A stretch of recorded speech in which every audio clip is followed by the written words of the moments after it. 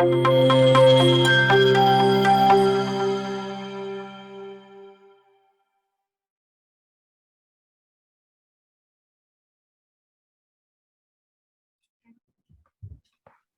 morning, dear professor, colleagues, and honorable guests.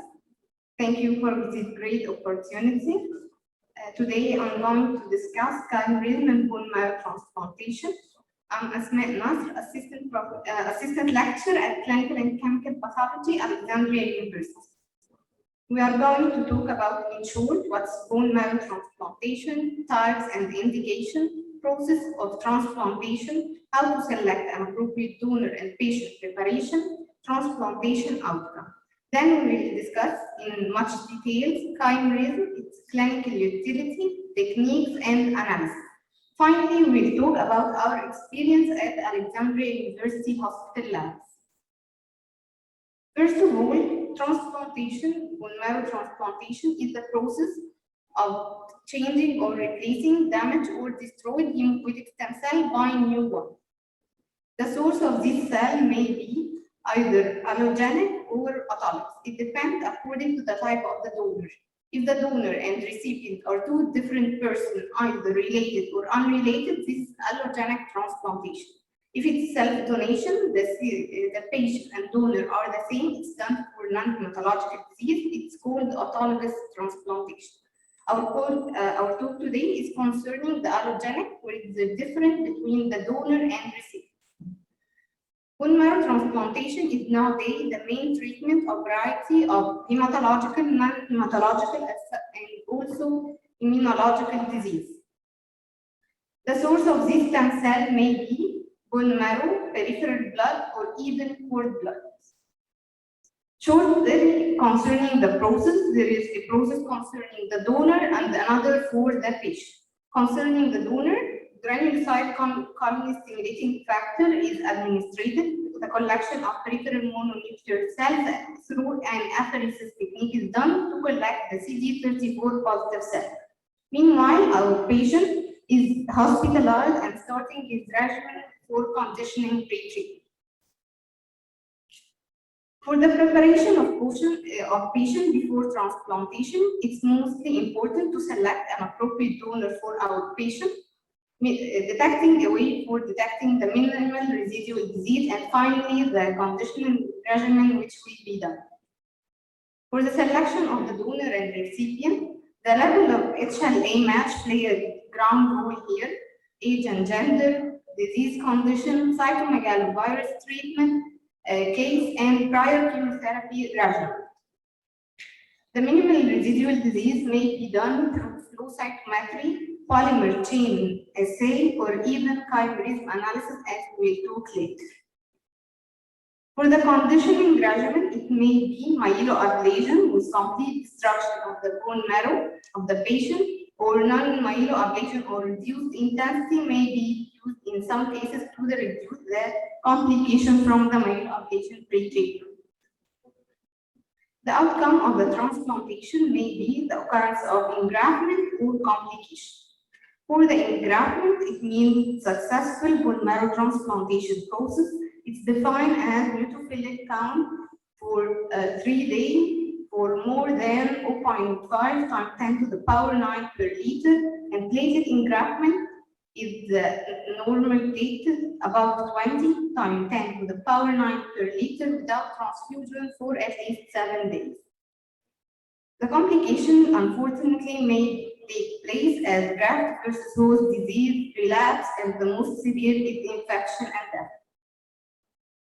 So, in the process of bone marrow transplantation here, we have entered a new bone marrow nucleic material to our patient. How would we detect that? This is a creature called the chimera. It's found in the Greek mythology. It has a head of a lion, body of a goat, and tail of a serpent. This is likely our patient states. It has different DNA in his blood. The time chimerism started to be used in medicine in 1951 by Anderson et al. And started to be used in the transplantation field by Ford in 1956. So, In our patient, we have deleted his own fingerprint, DNA fingerprinting or genetic material or his own identity, and we have introduced the one of the donor. So the clinical utility of chimerism here is what? Is to do routine post-transplantation follow-up.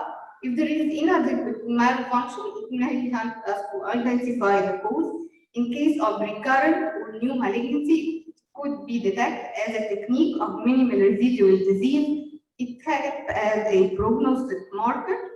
It evaluates the graft rejection. It helps us to identify the response to treatment and whether we need to do donor lymphocyte infusion or not. There are different techniques to analyze chimerism, such as cytogenetic analysis, red blood cell polymorphism, restriction fragment length polymorphism, fluorescent in situ hybridization, single nucleotide polymorphism, variable number tandem repeat, short tandem repeat, and finally NGS. We will start with the most simple, it's red cell polymorphism. As we know, there are several blood groups, major as ABO and RH, and minor as KIL and DUF and other. If there is difference between the blood type of the donor and that of the recipient after transplantation, by detecting the red blood cells phenotype, we may identify whether it's of donor or recipient origin. For the cytogenetic and which it's almost the same.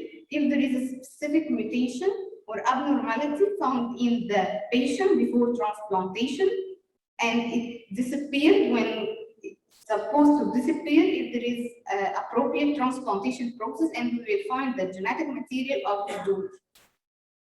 The FISH technique is mainly used in the sex mismatch to identify the X and Y chromosome, whether if there is a mismatch between the donor and recipient cells.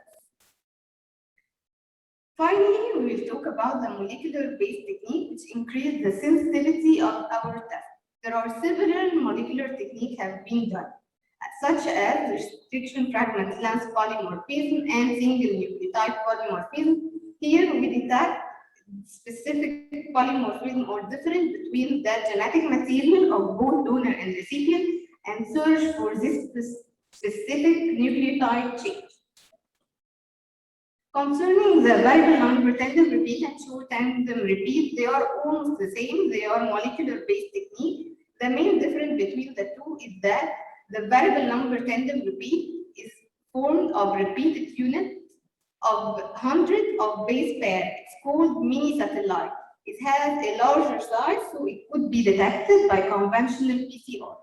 On the contrary, the short tandem repeat or the microsatellite, it's much more shorter in size. It's constituted from 2 to 8 base pair maximally and repeated from 8 to 20 times. So it's very small in size. The way of its detection is mainly real-time PCR advanced technique, which is very expensive. Finally, and the most promising is the NGS. We do complete sequencer of both donor and recipient. We identify either a mutation marker or a informative single nucleotide polymorphism and use it in follow-up as chimerism analysis. This is promising, but it's much more expensive. So as we know, there are several ways to detect our chimerism status in our patient or recipient. The most sensitive is the real-time PCR. After we have done our test, the result is interpreted either we found only the genetic material of the donor. This is called complete or full chimerism, which means successful transplantation. Only we found the recipient material or the patient material. This is graft failure. Or we may found mixed chimerism marker from both donor and recipient. There is expression found in chimerism, which is called subset analysis. It's done to increase the sensitivity of our test. We separate a specific population of the cell, either T cell, natural killer cell, or any other cell according to our needs, and do chimerism on this specific cell type. If there is difference between the finding of the whole blood and the specific subset analysis.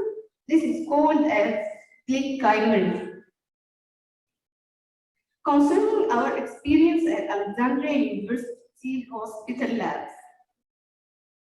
For my thesis, my supervisor encouraged me to do such tests in our lab. My study was titled Comparative Study of Whole Blood and T-cell chimerism in Monitoring of HLA Identical Sibling Allogenic Hematopoietic Stem Cell Transplantation. We aimed at study variable number tandem repeat, the relative distribution in Egyptian population. We also separated T-cell subset and do chimerism analysis on it. Our patients were included from Marseille Hospital for around 20 months from June 2016 to February 2018. For both donor and recipient, they were subjected to full history taking, complete clinical examination, bone marrow aspirate or biopsy if needed, lab investigation, blood grouping and RH identification, virology analysis, HLA typing, radiological assessment, dental consultation, complete blood count, and variable number tandem repeat analysis. For the variable number tandem repeat analysis, both donor and recipient, we collected a peripheral blood sample, DNA extraction was done, and PCR amplification took place. We analyzed 5 variable number tandem repeat sequences. For each primer, a unique PCR protocol was set. We have done a conventional PCR method. And it was detected through gel electrophoresis, as we see here. As we see here, in the first picture, there is difference in the band obtained from donor and recipient. In the other, they are the same. So the one to the right is known as informative allele or informative marker, which can be used as follow-up marker, while the other one is the same between the donor and recipient, so it's called non-informative. After transplantation at day 28, we collected 2 samples from the patient or recipient. One were subjected or processed as whole blood to DNA extraction and PCR amplification for the marker found to be informative only. Another sample was processed to T-cell separation using a negative selection keto-processing technique. Then the purity of this cell was assessed using flow cytometry. The purity was around 50% to 70% total mononuclear cell in the sample. Then also this sample was subjected to DNA extraction and PCR amplification. This is an example of one of our cases. As you see, the first lane includes our patient marker.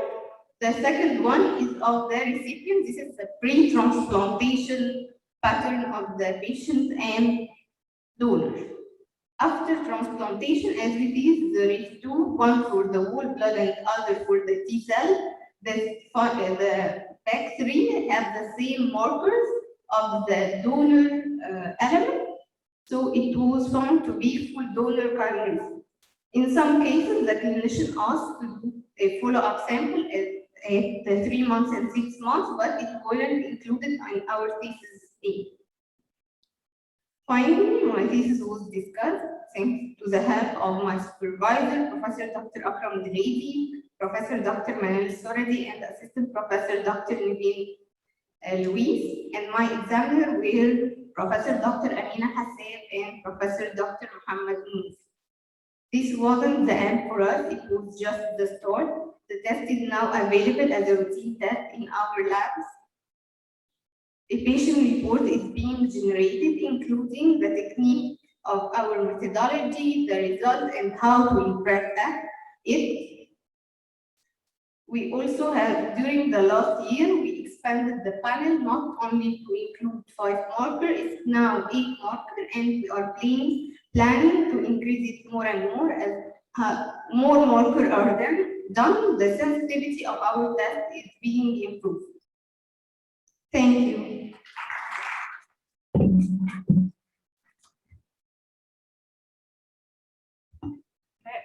very nice presentation. Thank you. Thank you.